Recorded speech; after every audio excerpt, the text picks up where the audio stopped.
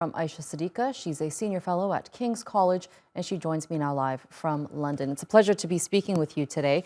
Now, just walk us through what we're seeing happen in this round of the general elections in Pakistan. There are a lot of moving parts, so I want to start off by just getting your thoughts.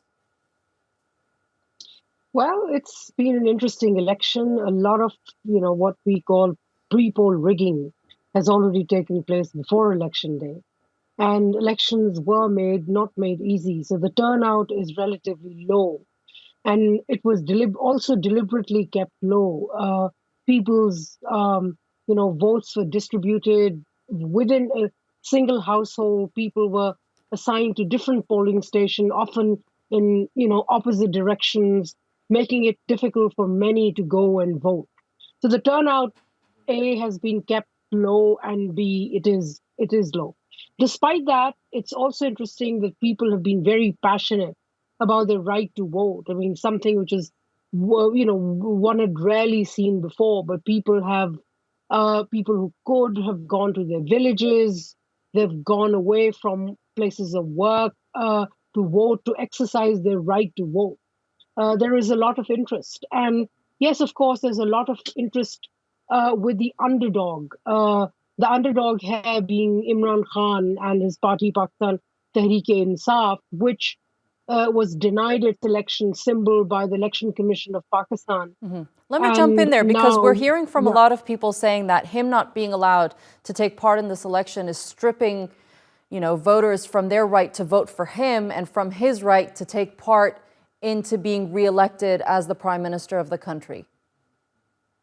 but what we are seeing is that in some ways it has benefited his party.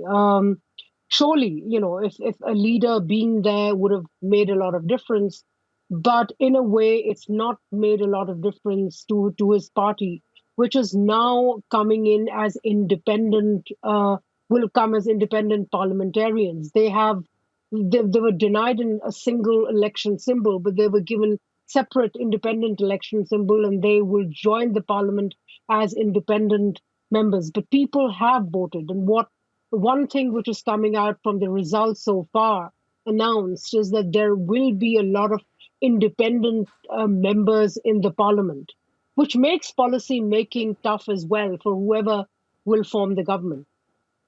And of course, Pakistan has been dealing with these deadly attacks in parts of the country, including today where we're hearing at least 15 people died, 5 of them being some of the terrorists who conducted those attacks. I mean, this is going to be a problem where the new prime minister is going to have to take head on, isn't it? Definitely, that remains a problem. I mean, Pakistan's critical problem is how to deal with a Taliban-led Afghanistan, which seems to be supporting, not withdrawing help from the Tehreek-e-Taliban Pakistan, which launches attack in the northwestern, province, and in the southwestern province of Balochistan. These two provinces are getting affected by violence. But, what I call mainland Pakistan, Punjab and Sindh, elections have happened pretty smoothly, and there's been no violence. And in some ways, the security apparatus, the security agencies have ensured that these two provinces remain away from violence.